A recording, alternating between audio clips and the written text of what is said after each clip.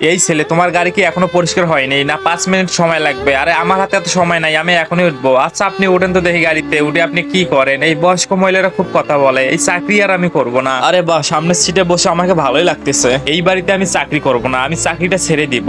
আম্মু, গাড়িটা তো এখনো পরিষ্কার হয়নি। আরে কি বলিস তুই? চল তো গিয়ে দেখি, এতক্ষণ তো সময় লাগার কথা না। আরে এই যে ড্রাইভার সাহেব, গাড়িটি কখন পরিষ্কার হবে? গাড়ির যে অবস্থা, একটু তো সময় লাগবে। আরে আমাদের হাতে তো এত সময় নাই, যেরকম পরিষ্কার হয়েছে ওই রকমই থাক। আচ্ছা আপনাদের খুশি, আপনারা গাড়িতে ওঠেন। আপনারা যদি মা বাবাকে ভালোবেসে থাকেন তাহলে ভিডিওটিতে একটা লাইক এবং চ্যানেল সাবস্ক্রাইব করে পাশেই থাকবেন। আরে দাদি, আপনি কখন গাড়িতে উঠলেন? ও, তোমরা ঘুরতে যাবো আর আমি বাসায় একাই থাকবো? আরে আমরা তো ঘুরতে যাবো না, আমরা যাবো মিটিং এ। না, তোমরা সবাই মিথ্যা বলতেছো, আমাকে না নিয়ে যাওয়ার প্ল্যান। আরে সত্যি দাদি, আমরা মিটিং এ যাবো। বিশ্বাস হচ্ছে না তো? আপনি ড্রাইভারকে জিজ্ঞাসা করেন। আরে এই ছেলে, তুই বল এরা কোথায় যাবে? আরে ম্যাডাম তো ঠিকই বলছে, মিটিং এ যাবে। আরে এরা সবাই প্ল্যান করছে নাকি আমাকে না নিয়ে যাওয়ার? তাহলে নেমেই যাই। আচ্ছা আমি গাড়ি থেকে নেমে যাচ্ছি, যদি শুনতে পাই ঘুরতে গেছো তাহলে কিন্তু খবর আছে।